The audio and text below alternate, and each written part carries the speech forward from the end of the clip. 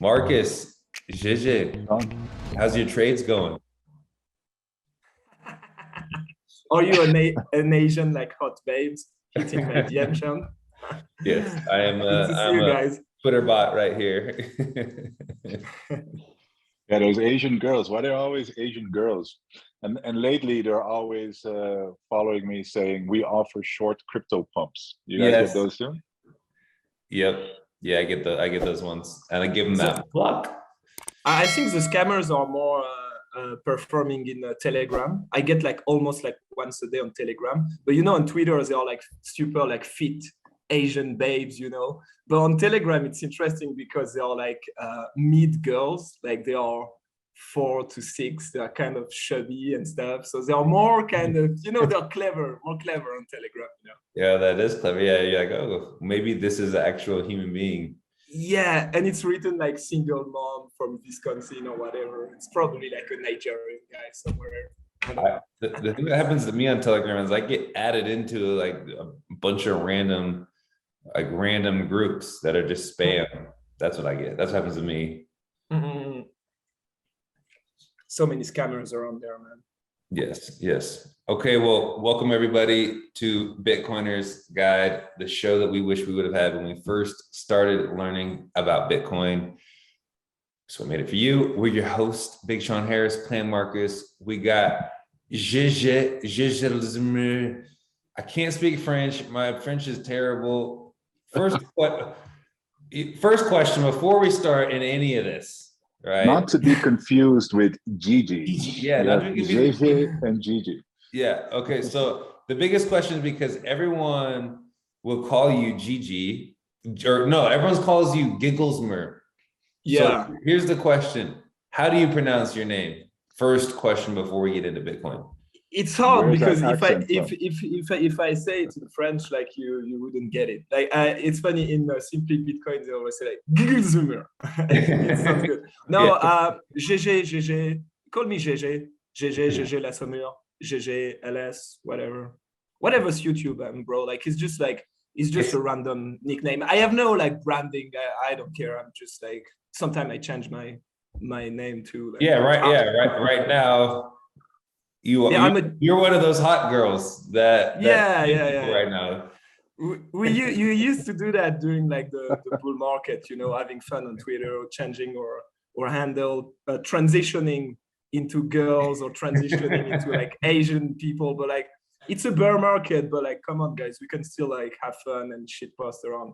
And actually it's interesting because I've did it because I was talking in a group like with Twitter plebs, and I've said, yeah, you know what, like if you transform your pics into a girl, you just have like 5x in any of your tweets, and it's real. Like if you put like a pic of a girl as a profile pic, and you just tweet the same thing, you're just gonna get like 5 times the engagement. So it's interesting to see how it works, you know, especially when you have like based take and you're a chick, like people are like, what is it even possible, a chick that sing this way? So it's but I'm like gender fluid, so I'm probably gonna transition back to Gege very soon. Okay. So we need more women in Bitcoin is what you're saying. Is that the whole thing you're doing right now? You could see it this way. Yeah, I'm maybe feminist, bro. I don't know. I didn't knew it, but you know, maybe. Dude, you've had some legendary trolls. I mean, switching to a girl troll is okay, but you've had a couple of legendary trolls. The biggest one I remember was the one that I think Yahoo News picked up. What was that one? Like he changed to an Israeli.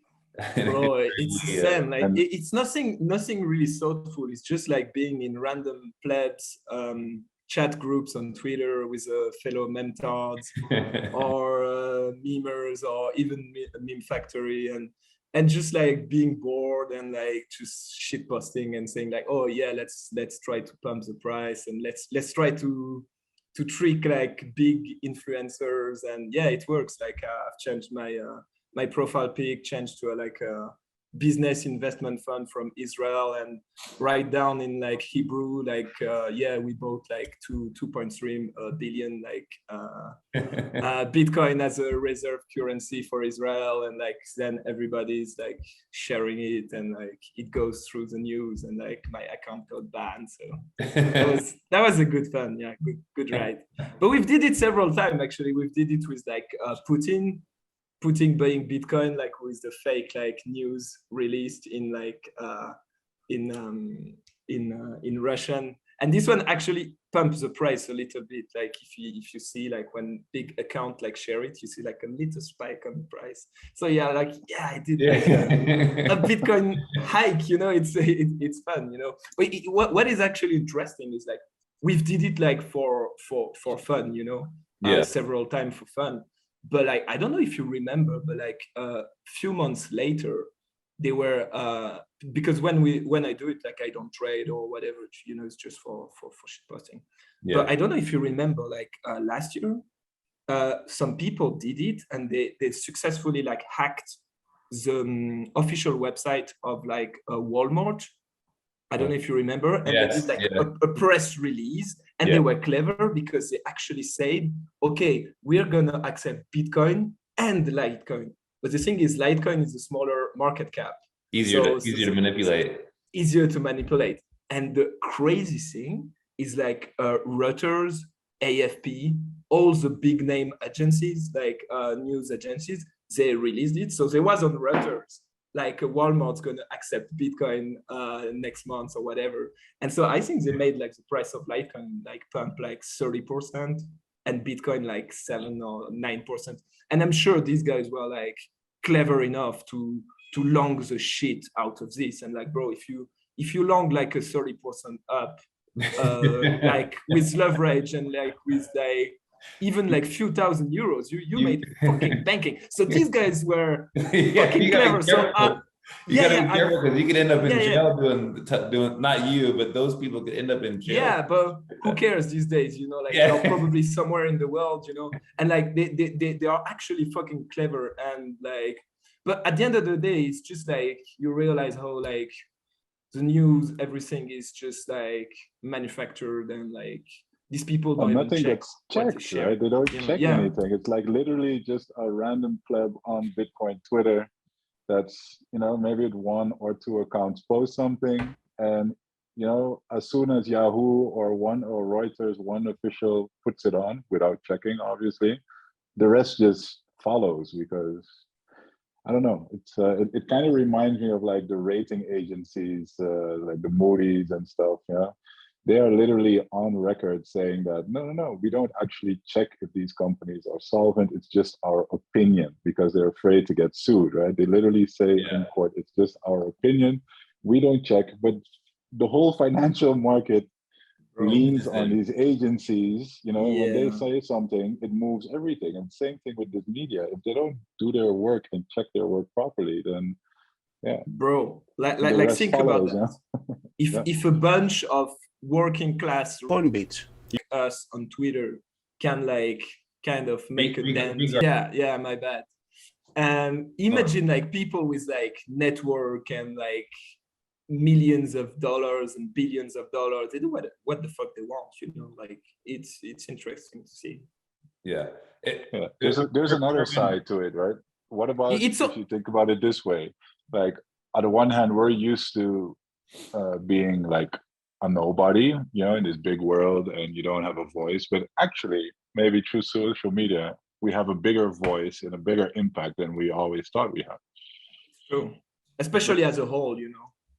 Remember when Bob Malakas released an article that Honduras was going to put Bitcoin on their balance sheet? Who? Honduras? Honduras.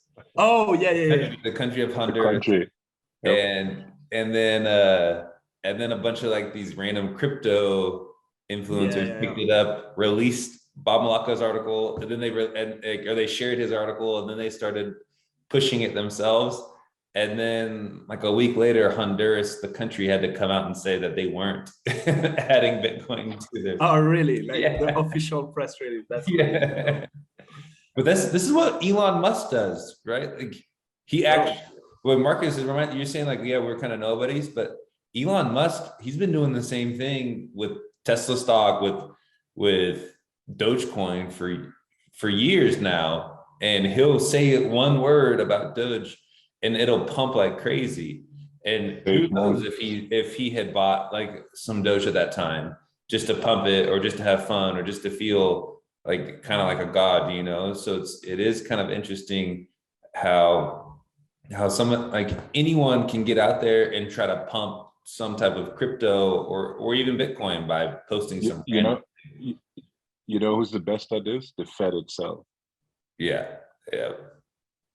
The Fed comes out, whatever they're going to say, they know what the market is going to do. Bro, like they dictate everything what's happening, and fucking Bitcoin is 100% correlated to Fed like price hikes. Like we can see it. Like if you look in retrospect, like the all-time high of the S&P 500 and Nasdaq is the same as the all-time high of Bitcoin. You know, like almost to the day. You know. Yeah, for sure. I think it's kind of fun, right? I mean, for me myself, it's been kind of a journey as well to see like, okay, how far can a meme go, and how much impact can you have with just a meme? Obviously, laser eyes was a big one. It wasn't just anyway, it was a bigger that was like initiative, but that was like, holy shit, you can have like impact with social media, right? And I guess it's not that we're like trying to trade on it, or you know, do you know the what worst case we're just trying to pump Bitcoin's price. The funniest was like during like Trump election, like 5-7 years ago, something like that, when they had like who was like the famous like LeBeouf, like the actor. He was doing a protest. No, I know what was it? Oh yeah, he was doing like a live show on Times Square or whatever against Trump. Did you remember that? Oh, I don't know. I thought you were talking about something else. Okay. Yeah, but keep going. Let me record it. It was a long time ago. Okay, so this guy like Shia LaBeouf, the famous actor. Oh yeah. He did like a live show. Like he was okay. I'm gonna record like 24/7 until the election to fight against Trump. Okay, so he did the first one like in New York. But there were so many Trump supporters coming and disrupt the thing that he was like, okay, I'm going to do it in a hidden place, you know? So he put like an American flag or whatever in a field somewhere in America. And he did like the 24/7 live to protest against Trump. And these people are in 4chan, like for weeks, they were trying to find where was the place.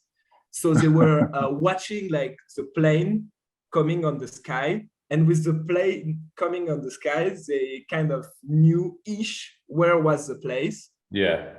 So then like they sent like a guy like with a pickup truck like driving around the area and doing noise like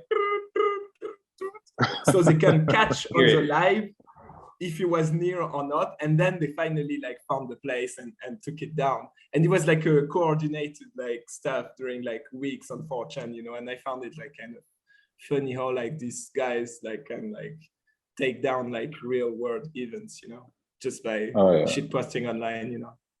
It's crazy, right? If you look at some of like the responses, like today, I think it was Greenpeace USA posted something, you know, about how Bitcoin is bad for the environment, and obviously they were paid by XRP something in the amount of millions of dollars. But then if you look at the comments and the replies, it's just like the entire Bitcoin community and even the wider crypto community is like all under it ratioing. And you have like the World Economic Forum having to turn off their chat replies, you know, making sure that nobody can actually reply to their tweets. So yeah, it's a thing. There's seems to be like a shift going on. Please.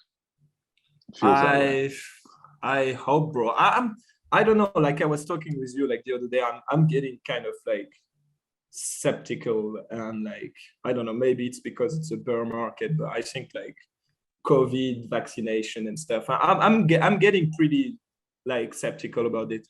To trigger people, I was tweeting about this like the other day, like saying like mass adoption will never happen because like normies are too on beach to make self-custody, and there will be too afraid to have responsibilities on their holding. So I'll be fine as Bitcoin as a tool for sovereign individual, like a minority of sovereign individual.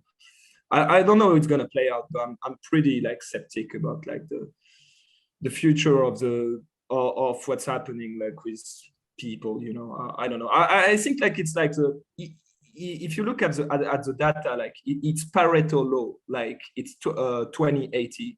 Like 20% of people are unvaccinated and 80% of people are vaccinated. If you look at the data, like in United States, Europe, it's pretty much the same. And I think like we really need to focus on the 20% because like the other people are fucking with Coinbase. Regarded. Yeah, oh, sorry. Yeah, it's for you too. My bad. I'm sorry, bro. Yes, sorry. We're gonna go bleep if you hear some bleeps. Yeah. He said regarded. Sorry. Very good. Yeah, it just makes me think. Well, first of all, not many know this who are watching. Gege is one of the few people who have actually met Marcus and myself.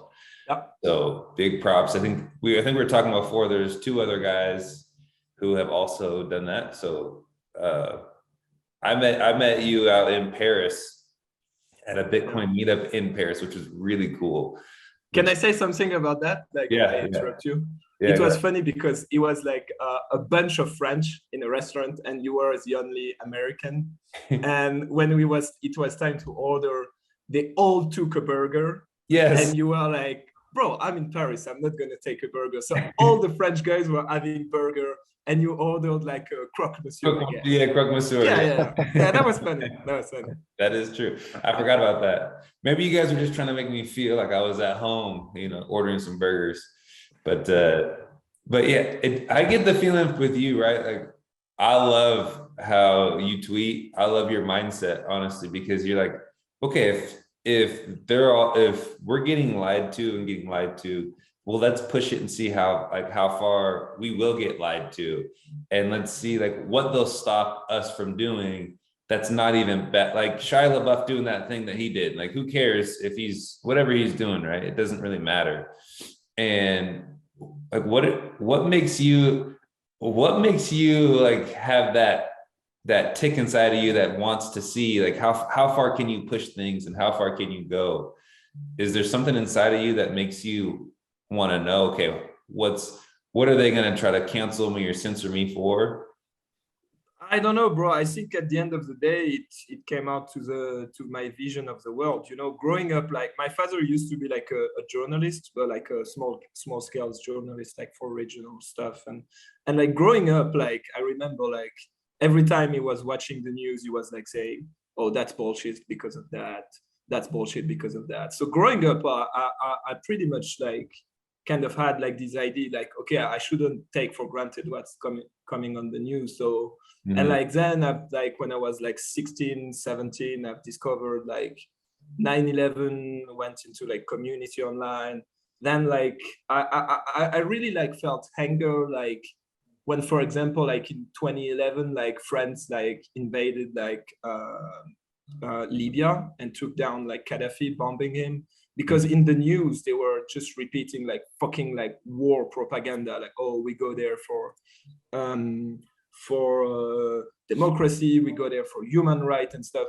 And I knew even back then that we were going there because fucking Gaddafi wanted to set up like a gold-backed currency, you know. So I really felt like anger, and I think like these people, like, I don't know, it's a fucking clown world. So what you gonna do, bro? It's just like a facade. They want to create a reality that doesn't exist. So like it's a farce. So let's farce them harder. You know what I'm saying? That's my that's my view on this. It's all bullshit. So like let's play their game and let's go into the clone world even harder. You know? So I don't know. It seems like, because I always think I kind of agree on that sentiment, right? And it seems like we could be very skeptical or very nihilistic if there was no such thing as Bitcoin. Yeah. And it makes me very happy, honestly, when I found Bitcoin and I've found all the lies that it exposes. Like, what it seems like you were born to be a Bitcoiner with that type of background. What made you recognize that Bitcoin wasn't one of those lies, or is it one of those lies that is it like an OPSEC from the mainstream media that they hate on it, but in reality it's, who knows, like what made you get more about Bitcoin? It wasn't like a wow moment. It took time. I actually, like when I went into Bitcoin in 2017, I was just into like, okay, I need to, because I've read this book like Rich Dad Poor Dad, and I had some money in the bank, and I was like, okay, I'm getting screwed. Like, what should I do? Where should I invest my money? And I was like, it was purely like business. I didn't thought about politics or life in general when I first come into Bitcoin. But then like you go into crypto too, and then you get wrecked, and then you start to educate yourself. So it took me a year and a half to like fully understand like the impact of Bitcoin and all these things. So it was gradually, it was gradually like listening to guys like back in the day, like Andreas Antonopoulos, reading. I remember like reading too, like I think it was in 2019 when it came out, like one of the first like Breedlove article. It was like Bitcoin and the scarcity of time. It's a really cool article that explained like inflation, how you're getting screwed and stuff. So it all made sense actually. Like it all made sense. Like actually, when I really discovered Bitcoin, I was like, yeah, that's what I was looking for when I was like thinking about becoming a prepper and buying a farm and going live off grid like 10 years ago. Oh yeah, it makes me think too, like I think about a lot of times I think about Bitcoin, I think about how the United States got formed, which I realize you guys aren't from the United States, and we might have a lot of listeners who aren't from the US, but it makes me think about, the people that were rebelling against the English and British government, they were probably a very small minority of people who were wanting to rebel, that they saw the lies that were happening. I'm sure there were a lot of people at that time who didn't see the lies, like, oh, let's just pay a little tax on, on the tea. Let's just pay a little tax here. Like, they're protecting us and all this other stuff. And then there was a few people who said, no, like, we need our freedom. We want to, there's George Washington out there, and there's other people as well who can see through a lot of the propaganda. And it just makes me think that this is kind of like a story as old as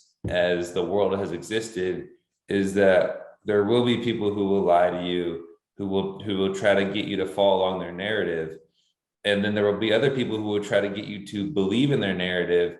And most of the time, those people look crazy, and I just try to think about, like, I wonder what those, the founding fathers were thinking about, founding fathers of the United States were thinking about when they were going through that. And like, how do we as Bitcoiners, first of all, keep our sanity, because we're told that we're psychopaths, that we bought into a Ponzi scheme, that Bitcoins can't be money, and all of these things. Like, how do you gain conviction in what Bitcoin is? To me, like, Bitcoin is like a lifeboat, like Noah and the Arch. It's like something that allows you to live as a sovereign individual. And like you know what I'm more dreaming about? I don't really care about mass adoption. I'm more caring about like developing like a peer-to-peer network of sovereign, like-minded individual, like that can like trade in Bitcoin. Because at the end of the day, if you earn your money in Bitcoin, if you spend your Bitcoin, if you save in Bitcoin, you can avoid paying taxes, you can travel everywhere you want, so you can fly above like all the bullshit in this world. So I'm more interested in that, like developing like networks, Bitcoin as a tool to develop like networks of like-minded individual, which have like kind of freedom maximalist mindset, rather than, oh, we should wish for mass adoption at all costs, you know. And what do you think that there's negativity, like negatives to mass adoption versus having peer-to-peer, strictly peer-to-peer? Because like you know, like what Morpheus says in the Matrix, like some people don't want to be unplugged.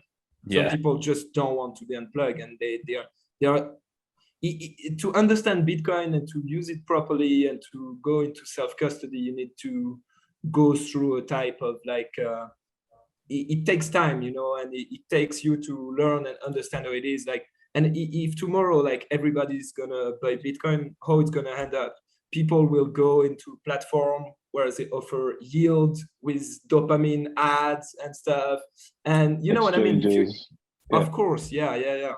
And like the thing is, like most people would be too scared to hold their life earning in a private key, because like at the end of the day, I think there is limits to Bitcoin, because in terms of inheritance, in terms of all these things, you know, it's kind of scary for the average Joe to think like, okay, there is two options. Either I mess up my setup and I get like an inheritance plan, or you know what I'm saying. It's not that easy for the average Joe, you know, because like if you lose your mind or if you're screwed. But if you want to have security, you need to accept a little bit of a risk, you know, because if you say to your wife, I don't know, where is your seat plate stored, and like she find another dude or whatever, you know what I mean? It's not that easy. And like, and like I've been thinking about this like a lot. Okay, but don't you think that technology will make it easier over time, just as like probably internet, you know, it was very hard to hook up a computer to a modem back in the day, but nowadays, you know, like your phone just comes and connects automatically to Wi-Fi and you're online. Yeah, sure. You know? But I'm talking about like today, you know, so sure. I don't know. I'm more about like, let's find the freedom maximalist in the world and let's like hook them up into Bitcoin, you know, like all the libertarians, all the gold bugs, all the yellow vest guys, you know, and let's like craft like a good network of all these anti-state people in the world. And if at least we get like all the people that are like really into freedom in the entire world, that would be like a fucking success. And when we got these guys, let's move to mainstream, you know, because at the end of the day, like if you go, like I used to go in a yellow vest protest, like in France, like, and the anti-vax protest and stuff, with like my Buy Bitcoin shirt and panels and stuff, and people had no clue. They were like, what the fuck? They didn't make like the correlation in between like Bitcoin as an investment and Bitcoin as a political tool, you know. For them, Bitcoin was like investing in stock or investing in like Pokemon cards or stuff like that, you know. Yeah, they don't see it as a tool of freedom, and I think that's why in my mind I see that Bitcoin it'll hit mass adoption regardless of whatever we want to or not, just because. I mean, I'm reminded of the old Michael Saylor quote where he says, you may not be interested in Bitcoin, but Bitcoin's interested in you. And eventually you'll have enough freedoms infringed upon that you'll want to figure out what Bitcoin is, you know, whether that's because of a CBDC or whether that's because you have to show it in, you know, we've been seeing these videos that in China, right, they've been having to show a green COVID pass every 48 hours. They got to get a new test, and there's kids running out of their schools. Who knows if those are true videos or not, first of all, right? But if they are true videos, you know, it's a very dystopian idea that you have to prove that you're sick until proven healthy. And that was like the whole COVID thing, right? And in the United States, we used to have this idea that you were innocent until proven guilty. And when COVID came along, it was like you were guilty or you were sick was guilty. And you were guilty until proven innocent, or you were sick, even if you had no symptoms, you were guilty until you were proven innocent. And it was amazing how people just fell for that. And people who didn't go along with that were treated like criminals, like they were guilty of some crime. And so it's very interesting how we try to give up our freedoms, our security, or we try to give up our freedoms for security, right? That's what we think we're doing. But in reality, the old Ron Paul quote was like, if you give up your freedom for security, then you lose both. And so I think that's kind of what we're seeing is a lot of people are realizing the freedoms that they're giving up. And, you know, for a while, I'm sure a lot of us will be made to look like conspiracy theorists or whatever, but eventually people will say, okay, enough is enough. I want my freedom and I'll do whatever it takes to get my freedom. And hopefully that doesn't mean fighting a war. Hopefully it means a peaceful revolution, which Bitcoin can provide. Yeah, I think. Yeah, go ahead. Sorry. I think at the end of the day, like it's the hardest money always win. It's kind of like a natural law, you know. But the thing is, like, we need to just be careful to don't rush mass adoption, because otherwise, because like the gold standard was a shitcoin when it was like paper gold, you know what I mean? Yeah. And like we can't go to a Bitcoin standard, which is like paper BTC with like Fort Knox is empty. There is no gold reserve, you know? And like, we can go the same route, like with Bitcoin. So that's why I'm really like, okay, let's make it like, you know, to have like the good foundation, you know, that's so you're saying that if you talk about like that 2080 rule, right? Some people don't want to wake up, and that's probably the majority of people, unfortunately. And they have the full trust in the government, thinking that the government works for them and has their best interests at heart.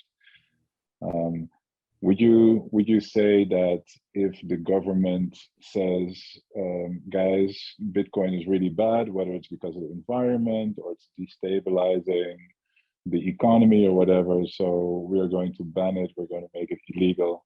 Do you see that as like a threat to Bitcoin? Do you think that maybe if Bitcoin adopts too fast and goes up too fast, up high in price, that the government still has a chance to say, you know what, guys, this is getting out of hand. Too many people are fleeing into Bitcoin. We've got to cut this thing off now. Bro, something like, what you see? I don't know about like other country, but in France it's really bad. Like, because if I go to people my age or younger in France, for them, like, global warming is a fucking like big concern. They like the media and the government, they arrive like to make people scared about what they want.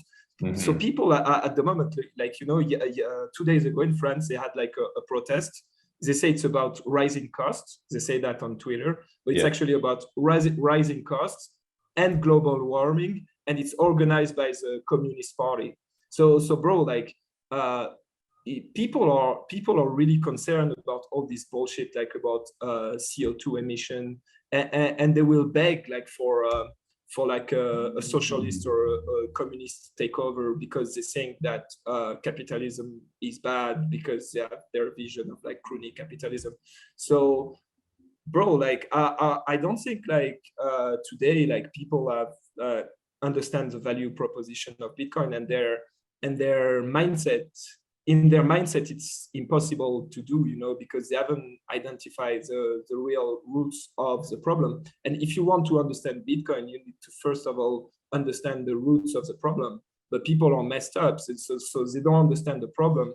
So I guess it's going to be harder for them to understand this Bitcoin, especially when like the main narrative at the moment. Like, if you think about that, like, the world it's big narrative. Like, for after 9/11, for like almost 20 years, we had like the Islamic threat. Okay, so we were going to war in Iraq, we were going to war in Afghanistan. They tried to take down Bashar al-Assad in Syria. They tried to take down the government in Iran, and it was because of like the psyops of like Muslim threat and stuff like that, you know. Al-Qaeda, then they turned ISIS. Al-Qaeda, which you know it is. And then they flipped to COVID. I wonder if we're really going to get banned with this stream, by the way. we're like hitting like all the check marks for the algorithm here. Then they went to We're gonna COVID. post it, so we'll see what YouTube thinks about it. Yeah, I'm gonna make you banned, guys. You're gonna be on I want to make a Rumble comment next about this later on. Yeah, remind me. You're gonna end up on BitChute talking about the Holocaust and stuff. Oh God. Yeah, then there were COVID, but they saw that COVID was falling flat because at the end of the day, people realized it was like the flu. And now like the big narratives are global warming and Putin, so to people like the main problem is like Putin price hike and global warming. So people haven't identified like the real roots of the problem, which is like money debasement and censorship and all these things,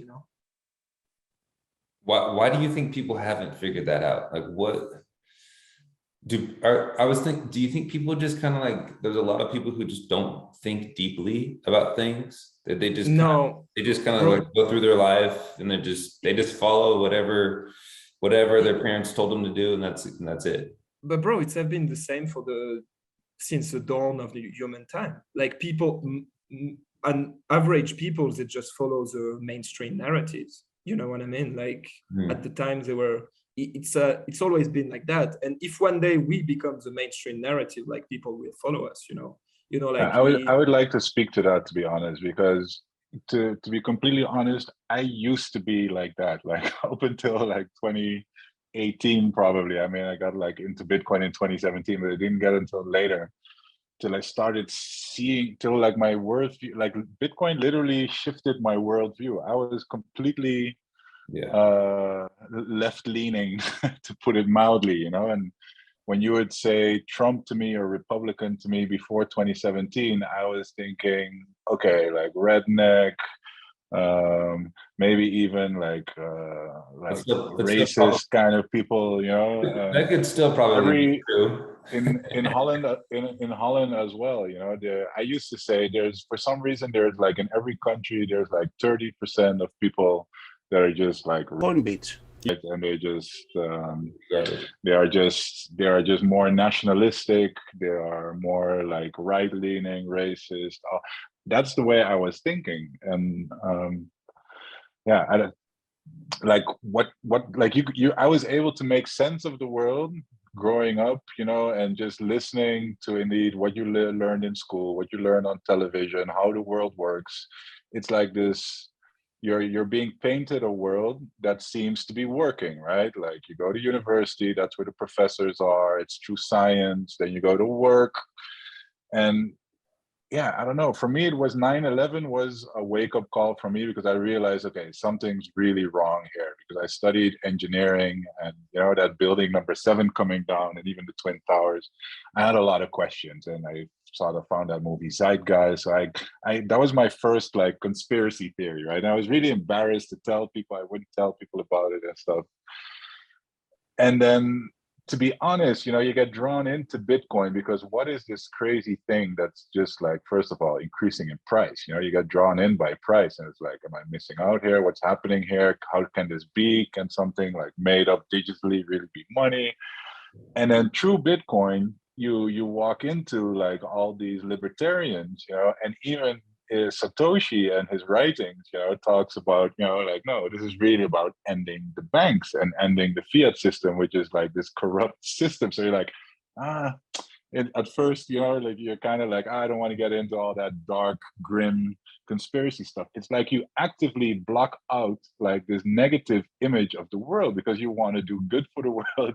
I don't know. I'm just trying to dig back into like how I was feeling. And even like today, sometimes I still get like triggered a little bit, like on Twitter sometimes. It's like, oh, this negative, how negative the world is. Sometimes I really wish we could focus a little bit more on like the positive outcomes, or visualize those more. But yeah, I don't know. So I guess like I guess I come from that side, and I still sometimes lean a little bit towards it, and I can relate a little bit to people. So I know the minute like old normies like me would listen to this and they hear like anti-vax and they hear a conspiracy series and 9/11, they're like immediately turned off by it, and they just zap away because it makes them feel uncomfortable, makes them feel, and they don't want to it's really, yeah, if you don't want to live in that world, you've dismissed it, you're not open to the messaging. Yeah, that makes me feel like from what you're saying, it seems like it's just scary, right? Like it's scary for people to say, well, everything that I've been told my whole life has been a lie. And now I have to start from zero. I have to start everything all over again and figure out what's true and it's scary. It's a lot of work to put in to figure out what's real and what's not real. But I would rather have the inconvenient truth than the easy lie any day. At least I know what I'm dealing with is real. But most interesting people want the easy life. We just have to deal with it, you know. Yeah. People are focused on their family and their stuff. Yeah, go ahead. There's also this thing about like, sure, everybody is wrong and you are right. That feels really weird. Like, so the whole world is lying. All these experts, all the official newspapers and scientists that say 9/11 was caused by, you know, whatever the story is. And why would everybody be in on this and lying? But it kind of reminds me of this psychology experiment where they put, you know, and there's many different variations of this psychology experiment, but one of them is that, you know, you walk into a waiting room at like at a doctor's appointment, and there's like 10 other people already in the waiting room, and then smoke starts coming into the room like from under the door at two different sides, and the test person is the only one in there that doesn't know that it's a test, and the other 10 people just keep reading their book and just sitting down and not really reacting to the smoke. So that person, that test experiment, is also not reacting because he's looking at what the rest is doing. So it's, yeah. Does that make sense? Yeah, no, it's making it's follow the crowd. And if the other 9 people were going crazy and leaving, then he would probably leave. Yeah. But bro, like at the end of the day, if you study history and like you were talking about like the American Revolution, I'm not really like, I don't really know much about the American Revolution. I mean, I know a bit. I know that in France, for example, it wasn't like one day the farmers and the guys start realizing that the kings screwed them over and they went to the capital and took down the king and chopped his head off. It's not that. It's like the commerçant, the businessman got like bigger, and one day they had like almost more money than the crown, and so they were able to organize like a takeover. You know, it's always, at the end of the day, it's always about like economic and like if we want to win as a Bitcoiner, for example, is if like I had this conversation the other day with like French people. They were like, oh, we need to go and talk to politicians in France, blah, blah, blah, blah, blah. Because politicians in France, they go to the ministers, they go to the Binance conference, they go to the shitcoin conference and stuff. And I'm like, guys, if we want to win these guys, we need to have like a Bitcoin industry in France to generate revenue, and then the money will flow to these guys and we will impact these guys. Like it's happening in the States. You know, you have like public listed like miners, and then like you have like it becoming an industry. So now you have like deputy and people in the parliament that's kind of are pro Bitcoin, but it's happening because it's an industry, and the money at the end of the day, even if it's not directly, it's like coming down to these people. You know, we are not going to win like, like by saying, oh yeah, have you understand value proposition of Bitcoin? No, it's an economic fight at the end of the day. Yeah, I hear you. Like literally, just ultimately, it's the money incentive that's the most powerful. Yeah. Sure. Okay. Well. Wow. You've actually managed to shut down Sean. Usually Sean is right on there with the next question. No. I thought you were saying something, Marcus. Well, and this is honestly, this is conversation that I really like, and it gets me thinking. And I hate when I'm just like talking to regular people. It's like, oh, how's the weather going? Oh yeah, Biden, Trump, all this BS. It's like, oh, let's talk about stuff that's real. And this is stuff that's real, you know, like, I don't know. Sean, don't you, have you found yourself like, because I often struggle a little bit with this, you know, like I have more, the longer I'm in Bitcoin, the more and more I struggle having normal conversations, because when I want to speak my truth, right, in the way I see the world now, a lot of people are just not ready for that or don't want to hear that. Like, how has that been for you? Do you see that as well? Or well, first of have all, you always been a critical thinker like this, and were you always first of all, I think there's truth. I don't think it's my truth or your truth or anyone. I think that truth either exists or it doesn't exist. It's either things are true or there's a lie. And so if you speak truth, whether someone receives it or not, like, yeah, it can be hard sometimes when people don't receive it, but you can kind of tell who thinks critically and who doesn't, right? Like I was hanging out with one of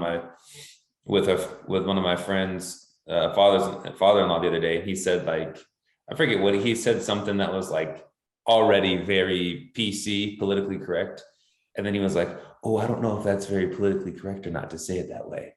You know, it's just funny when people say, or like I'll be hanging out with white people and they'll say, oh, there was a black guy. Like they'll say black, but they'll like censor themselves from saying black. Like it's almost like it's a swear word, you know? I'm like, and I'll call people out on that. Like, why did you say it like that?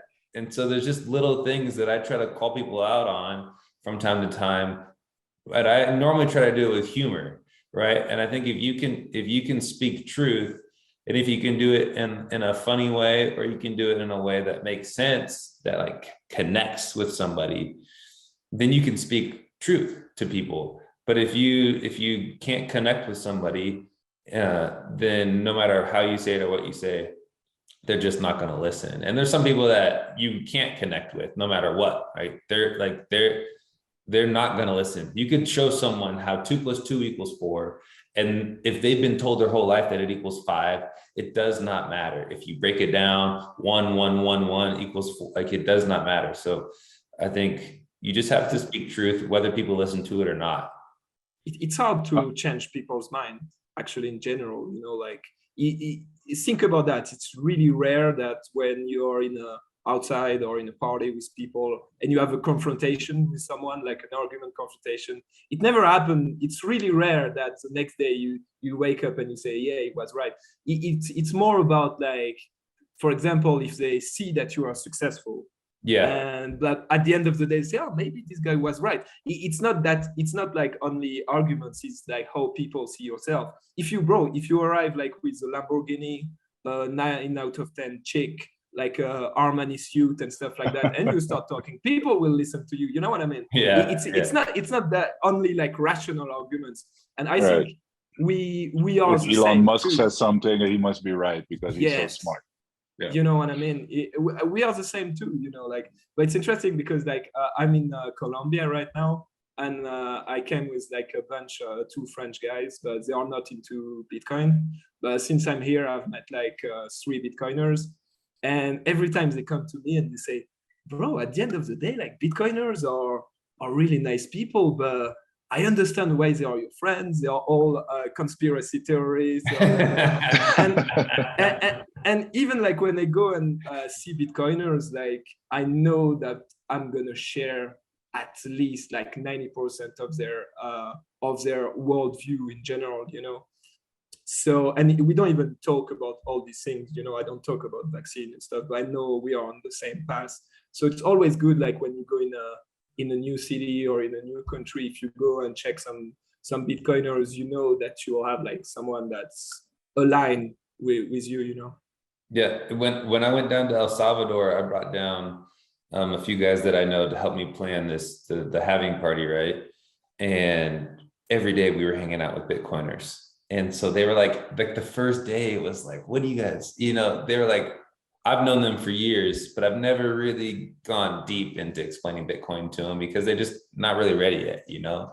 But then we're hanging out with, you know, Weinicus and other guys and they're just surrounded by Bitcoiners, and they're like, oh dang, all of these, like all the things that we would say that just like, yep, like we're all on the same page.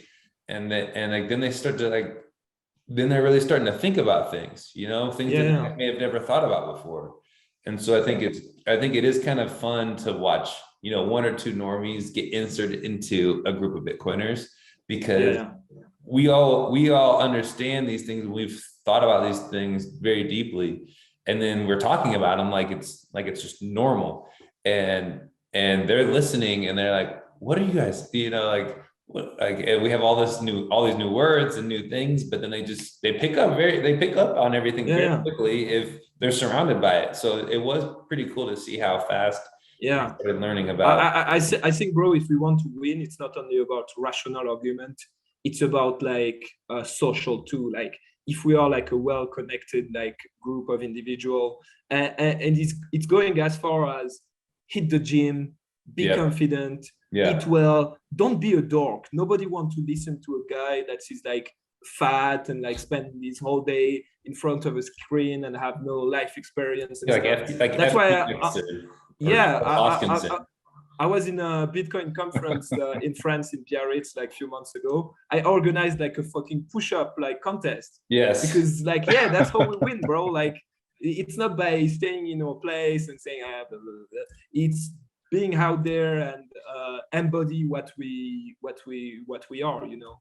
I think there was like important, you know. I'm gonna paraphrase. I think there was like a Greek general. I don't even really remember who he was, but I saw this quote one time, and who knows even if it's real.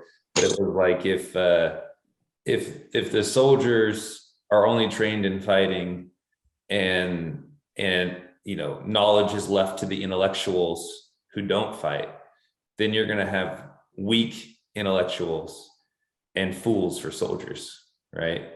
So it's not about just getting knowledge, but it is about strengthening your body, because when you strengthen your body and you go through the discipline to strengthen your body to not be fat and overweight, that also strengthens your mind and your emotional, and like your emotions are also strong. You become more of a man when you get all of those things down. That's why I'm okay with fat shaming and stuff. I don't care, bro. We are an army of soldiers fighting for Bitcoin. We need to keep us in check, you know, and like it's important, you know, to be soldier mindset, you know. Yeah. Oh yeah. Big time, bro. If we want to take down like the fucking like Federal Reserve, which is like and central bankers, which are like the biggest power that's ever existed in the entire world, it's gonna need some strength, you know. Yeah, that's at the end of the day, you know. Hey Gege, what was the reason for you to go to Colombia if you want to get into it? And what do you see happening in Europe? Okay. I've decided to leave France like during COVID.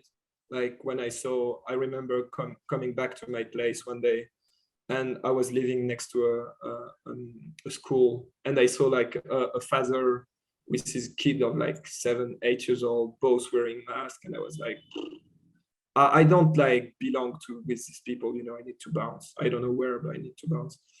And like 6 months ago, my French friend, he told me, I'm moving to Medellin.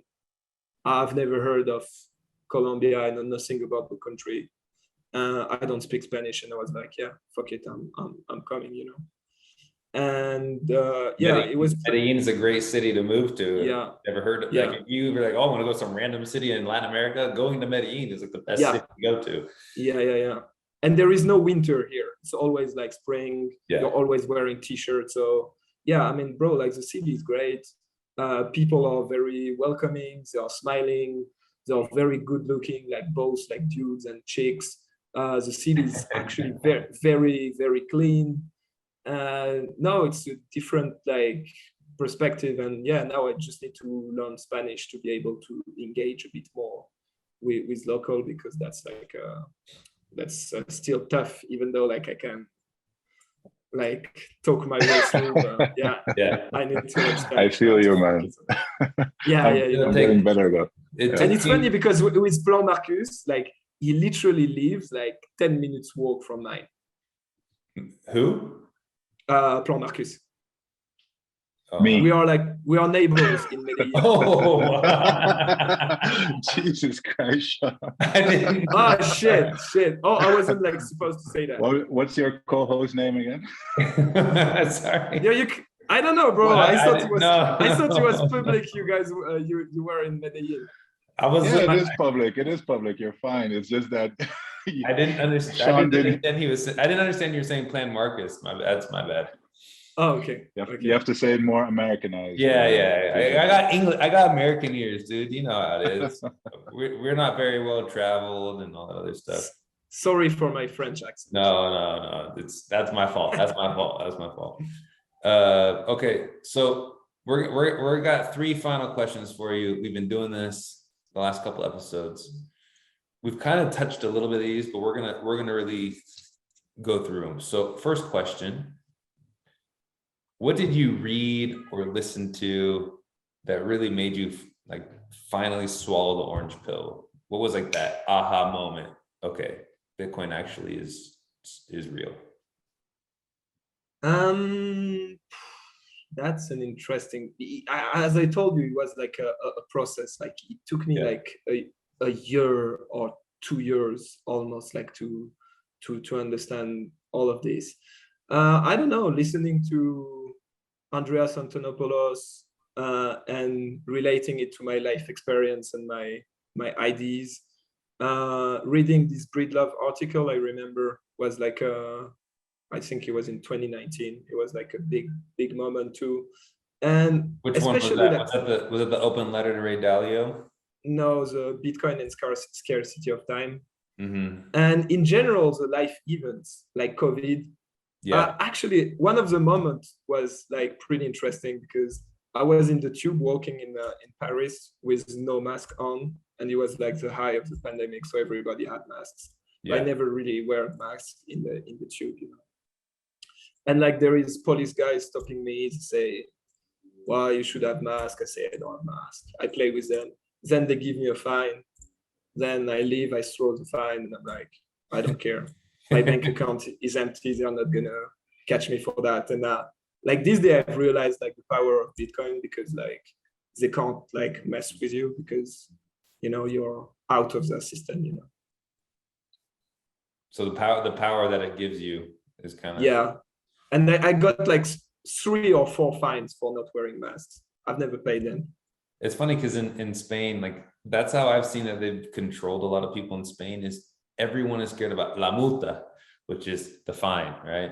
No one wants to get fined, and they'll do anything to not get fined. Even if it's like a 30 euro fine, it's like, oh, I can't do that because like you could take someone's whole freedom away, their family away. You're just like, no, we're going to fine you 30 euros if we can't have sex with your wife when you guys get married, you know? Because you're not only getting a fine, you're also getting a record, right? Yeah. I don't think it's a thing in front, but yeah. I mean, if you don't pay the fine in front, they're gonna take in your salary. I know a guy I was working to like years ago, and he was like lots of like train fine, and he owned like 2K to the train like companies. And like his first salaries, they didn't touch it, but the second salaries, they took a cut like directly on it. Yeah.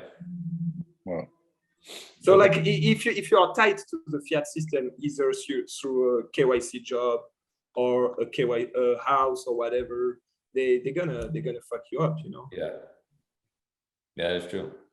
Okay, so Bitcoin gives you power. Okay, and freedom. Okay, second question. Yeah, it's pretty extreme. I mean, I haven't gone that far. I'm still paying taxes in Holland, even though I'm here in Colombia right now. But yeah, it's pretty awesome to see that people are really doing this, you know. So my dream is like to have a world where we can all like have like KYC free jobs, and like, you know, nothing have like nothing seizable, you know, like it's powerful. I don't pay taxes. So everything you do pay for in taxes is with consent, you know. So if you need something that's important like a hospital, we pay for it with consent. Bro, there is an easy way to avoid taxes. Just like open 10 banks accounts and receive like small portion on each, and that's fine. Nobody's gonna mess with you, even if you are in France or in Netherlands. We'll like have to get into that one on a different show. Bro, you can like, you open 10 banks account. If you get paid like, I don't know, 3K a month, like you do like 200, let's go. That's a very interesting, I'd never thought about that before. Let me call up, but not JP Morgan Chase. They will close your account immediately. Don't get me on so this. question number 2. We talked about this, and you actually we asked a question, and it's, how do you see hyper Bitcoinization playing out? But I would add a little caveat to that. Do you see hyper Bitcoinization playing out? And if so, how? It depends, because people have different ideas of what hyper Bitcoinization is. To me, if it's like an hyper Bitcoinization where we have like Bitcoin banks and paper Bitcoin, it's not a real hyper Bitcoinization. You know what I mean? Yeah. So I'm not. I don't know. As I'm telling you, I don't think like we're gonna have like very soon, I mean, in my lifetime, like a hyper Bitcoinization where everybody's holding their key and stuff. We may have like a Bitcoin standard where people use banks and with like proof of reserve and stuff. Actually, I don't know. I'm more focused about like getting into Bitcoin, the 20% of the world that's all like freedom oriented. I think it's 20% in the entire world. And if we get to this, I think that will be already like a success, and then we can move forward. But we are still far from there, you know. Yeah. Okay. And then the last hyper CBDC. Yeah. Hyper CBDC. Oh, that sounds like prison. So, okay. What do you see as the biggest threat to Bitcoin? The biggest threat to Bitcoin, is it's hard. Biggest threat to Bitcoin. People, it's human nature in general. You know, like people greed. They're gonna, because if you're people greed, because they're gonna be greedy to get some yield on their Bitcoin. They're not going to stay humble and stack that. Yeah. They want to try to trade or to long the market or to make loan against their Bitcoin or to try to get yield. And it's going to bring them to centralized exchange. And also, I think like being too much focused about mass adoption is a threat, because we need to be very cautious with this, because if we try to rush mass adoption, we're gonna end up in a paper Bitcoin economy, and the cycle will repeat, you know. Mm-hmm. I think that's the best quote of the evening, or the morning, or the afternoon. Where were you listening? Yeah, I could definitely relate to that. Yeah. There is, you know, we do talk about hyper Bitcoinization a lot, but I also think like maybe if we go too fast, it will break. But yeah, for sure. Corey Clipston wrote an article, or maybe he said that, I can't remember if he said this or he wrote an article a while back, and he wrote about, and he said, if Bitcoin is, if it's not the iPhone technology, right? It's like the Industrial Revolution or the internet or flying. He's like, these type of advents into humanity have taken decades to actually come to fruition. And he's like, what if Bitcoin, he's like, are you patient enough to let Bitcoin develop for 30 or 40 or 50 years, you know? Because what if that's what it takes? Like electricity we don't get light bulbs right when we discover electricity, right? Like we get all of these things and a power grid and all these things decades later. So what happens if that's the same thing with Bitcoin? And it's a very interesting topic that I think about a lot. Like what happens if this happens much slower than what? Yeah, it will. And you know how people's mentality work. In order to become a proper Bitcoiner, you need to get wrecked like once or twice, you know, either through lending platform or yield platform or shitcoins or Ponzi scheme or whatever. So it's taking time, you know, the process to become like a Bitcoiner take like at least 3, 4, 5 years. Yeah. Oh yeah, you said it took you like 2 years to even just understand what money is and what the principles behind Bitcoin are, and then like you said, you have to get burned because you get greedy, or you think you can be smarter than it, and you can beat Bitcoin. Yeah, and even it really is a long process. Yeah, even this cycle, like I did some mistakes too, like trying to lend some Bitcoin, trying to long Bitcoin. You know, it's not big mistake, but still, you know, it's a learning process. Using leverage. Yeah. Yeah. With a small portion of my stack, but I didn't got wrecked, but I didn't win money much neither. You know?